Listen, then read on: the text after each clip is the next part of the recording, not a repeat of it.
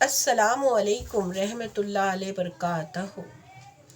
میں سب سے پہلے اپنی تمام بہنوں سے معافی چاہتی ہوں کہ میں کچھ دنوں سے قرآن کا ترجمے کا ویڈیو نہیں چھوڑ پا رہی تھی، اس لیے آپ سب مجھے معاف کر دیں۔ آج ہم کنٹینیو کریں گے۔ شاید اس سے پہلے ہم نے دوسرے پارے کی 6 رکوع تک ترجمہ پڑھ لیا تھا، آج ہم اس کے آگے کنٹینیو کریں گے۔ اعوذ باللہ من الشیطان الرجیم، بسم اللہ الرحمن الرحیم۔ اے لوگو جو ایمان لائے ہو، تم پر روزے فرض کر دیے گئے جس طرح تم سے پہلے انبیاء کے پیروں پر فرض کیے گئے تھے۔ اس سے توقع ہے کہ تم میں تقوی کی صفت پیدا ہو گئی۔ چند مقرر دنوں کے روزے ہیں۔ اگر تم میں سے کوئی بیمار ہو یا سفر پر ہو تو دوسرے دنوں میں اتنی ہی تعداد پوری کر لے، اور جو لوگ روزہ رکھنے کی قوت رکھتے ہو پھر نہ رکھے تو وہ فدیہ دے۔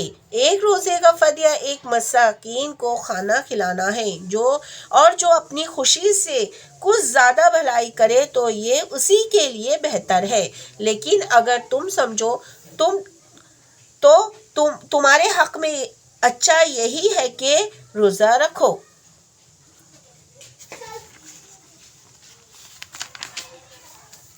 رمضان وہ مہینہ ہے جس میں قرآن نازل کیا گیا، جو انسانوں کے لیے سراسر ہدایت ہے اور ایسی واضح تعلیمات پر مشتمل ہے جو راہ راست دکھانے والی اور حق باطل کا فرق کھول کر رکھ دینے والی ہے۔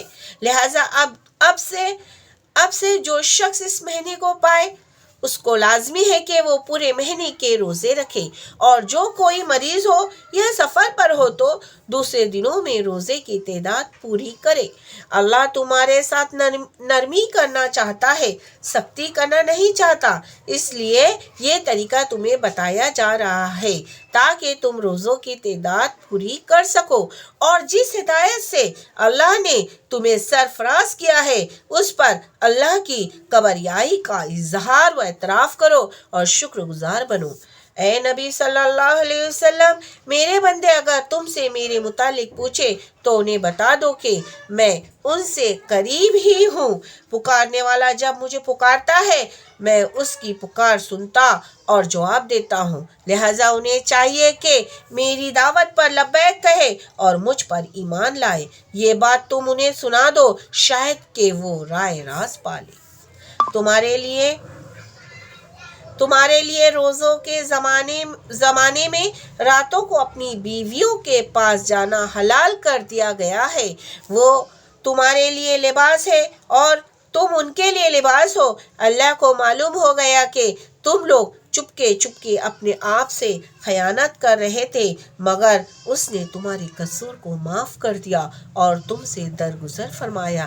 اب تم اپنی بیویوں کے ساتھ شب باشی کرو اور جو لطف اللہ نے تمہارے لیے جائز کر دیا ہے اسے حاصل کرو۔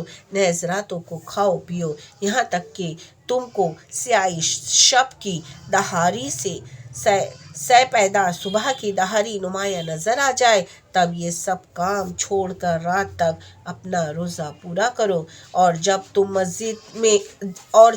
مسجدوں میں معتکف ہو تو بیویوں سے مباشرت نہ کرو، یہ اللہ کی باندھی ہوئی حدیں ہیں، ان سے قریب نہ پھٹکنا۔ اس طرح اللہ اپنے احکام لوگوں کے لیے بصراحت بیان کرتا ہے۔ توقع ہے کہ وہ غلط رویے سے بچیں گے،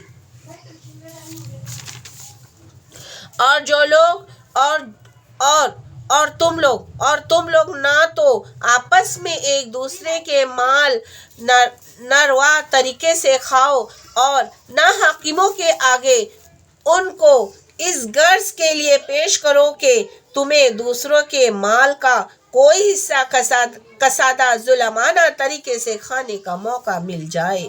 اے نبی صلی اللہ علیہ وسلم، لوگ تم سے چاند کی گھٹتی بڑھتی صورتوں کے متعلق پوچھتے ہیں، کہو یہ لوگوں کے لیے تاریخوں کے تعین کی اور حج کی علامتیں ہیں۔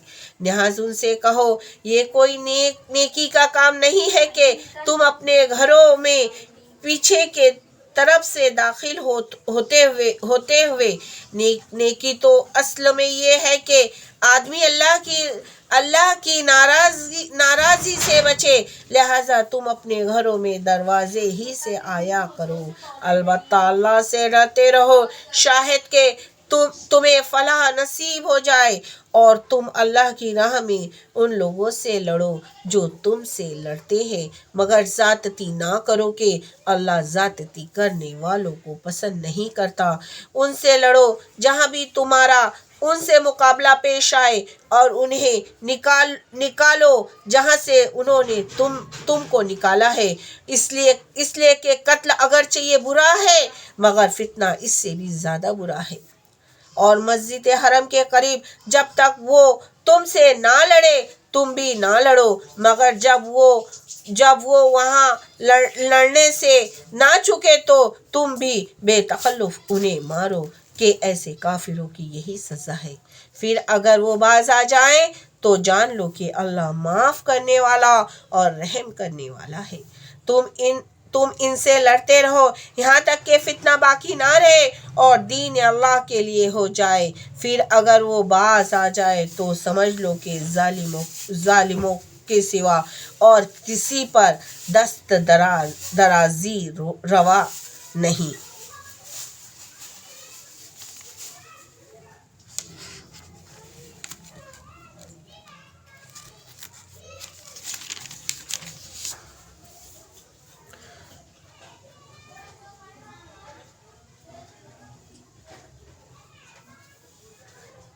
ماہ حرم کا بدلہ ماہ حرم ہی ہے، اگر تمام حرمتوں کا لحاظ برابری کے ساتھ ہوگا، لہٰذا جو تم پر دست درازی کرے تم بھی اسی طرح اس پر دست درازی کرو، البتہ اللہ سے ڈرتے رہو اور یہ جان رکھو کہ اللہ انہی لوگوں کے ساتھ ہے جو اس کی حدود توڑنے سے پرہیز کرتے ہیں۔ اللہ کی راہ میں خرچ کرو اور اپنے آپ کو ہلاک میں نہ ڈالو، احسان کا طریقہ اختیار کرو کہ اللہ محسنوں کو پسند کرتا ہے۔ اللہ کی خوشنودی کے لیے جب حج اور عمرہ کی نیت کرو تو اسے پورا کرو، اور اگر کہیں گھر جاؤ تو جو قربانی میسر آئی اللہ کی جناب میں پیش کرو، اور اپنا سر نہ مونڈو جب تک کہ قربانی اپنی جگہ نہ پہنچ جائے، مگر جو شخص مریض ہو یا جس کے سر میں کوئی تکلیف ہو اور اس بنا پر اپنا سر منڈوا لے تو اسے چاہیے کہ فدیہ کے طور پر روزے رکھے یا صدقہ دے یا قربانی کرے۔ پھر اگر تمہیں امن نصیب ہو جائے اور تم حج سے پہلے مکہ پہنچ جاؤ تو جو شخص تم میں سے حج کا زمانہ آنے تک عمرہ کا فائدہ اٹھائے وہ حسب مقدر قربانی دے، اگر قربانی میسر نہ ہو تو 3 روزے حج کے زمانے میں اور ساتھ گھر پہنچ کر اس طرح پورے 10 روزے رکھ لے۔ یہ رعایت ان لوگوں کے لیے ہے جن کے گھر مسجد حرم کے قریب نہ ہو۔ اللہ کے ان احکام